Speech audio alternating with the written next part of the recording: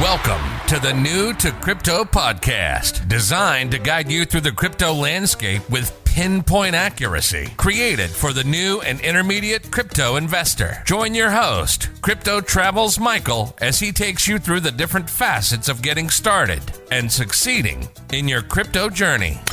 New to Crypto podcast brings you new episodes daily, Monday through Friday, with surprise bonus episodes sometimes on the weekend. Let me ask you, are you new to crypto? Don't know where to start? Are you more experienced but have questions?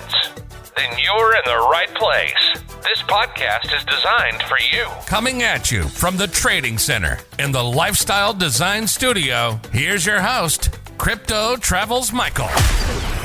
Welcome back to the New to Crypto podcast, where beginners become confident crypto investors. I'm your host, Crypto Travels Michael. And in today's episode, I'm answering one of the biggest questions. How does blockchain actually work? I know this topic sounds technical, but don't worry. No confusing code, no heavy jargon, just real-world explanations that make sense. If you can understand how a notebook or a Google Doc works, you can understand blockchain. So let's dive in. What is a blockchain, really? At its core, a blockchain is just a digital ledger, like a record book or a spreadsheet. But instead of being controlled by one person or one company, everyone using it keeps a copy. Let's break the word down. Blockchain. Let's go into block. A group of data, usually a list of transactions. And the second part of the word, chain, these blocks are linked together in order, like a chain. So when someone sends Bitcoin or another cryptocurrency, that transaction gets grouped with others and added to a block. Once that block is full, it's locked in place and connected to the previous one, forming a chain of blocks. A blockchain. And here's the cool part. Once a block is added, it can't be changed. It's like writing in pen instead of pencil. That's what makes blockchain trustworthy. Who keeps track of the blockchain? Let me give you a hint. It's not a bank. In traditional finance, a bank keeps your transaction records. But in crypto, everyone helps keep track. The people or computers that do this are called nodes. Think of nodes as the librarians of the blockchain.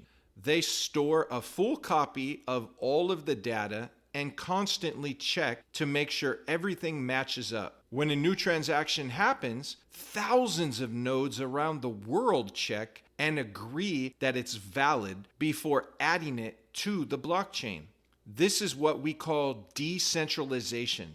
No single point of control. There's no CEO of Bitcoin. It isn't stored in any one place. And no one can secretly change the record because the whole network would reject it. This creates something very powerful. Trust without needing a middleman or middle person. Okay, let's talk about a word you'll hear often in crypto. Consensus.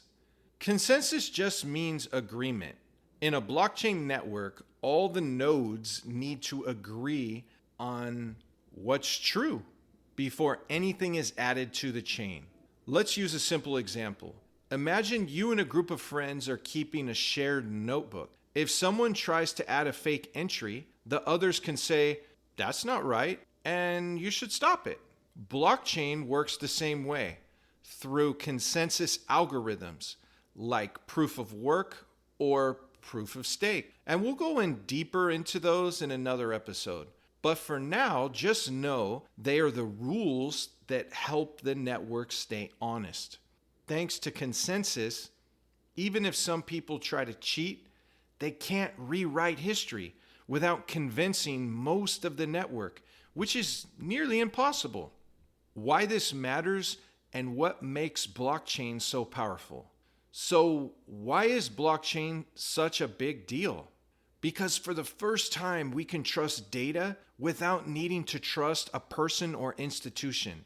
No need to trust a bank to update your balance. No need to trust a company to protect your identity. And no need to rely on a middle person to move your money.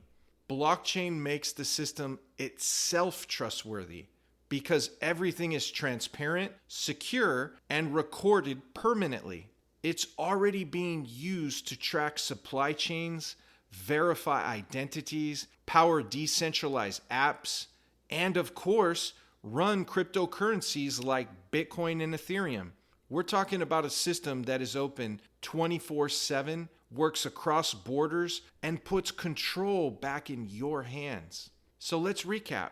Blockchain is like a public, unchangeable notebook. Transactions are grouped into blocks, which are chained together. Thousands of nodes keep the network running and honest. And consensus is how everyone agrees on what's true. And this is blockchain without the tech headaches. Thanks for listening to this episode of New to Crypto. Grab the resource I created called Crypto Fundamentals, Navigating Through the Basics, your essential guide to understanding crypto. See the link in the description below. If this helped you finally understand what blockchain is, please subscribe and leave a quick 5-star review. It helps more beginners find the show. And in our next episode, we'll cover what a crypto wallet is, how it works, and how to choose the right one for you. Until next time, stay curious, stay safe, and remember, you're early. Thanks for tuning in to New to Crypto Podcast. If you liked the episode, be sure to follow and subscribe. You can listen to every episode on all major platforms. Have an interest in being on the show or want advertising? Reach out at newtocrypto.io. Head over to our site, newtocrypto.io, to access the resources mentioned in each episode. Until next time, remember to navigate the crypto landscape with pinpoint accuracy.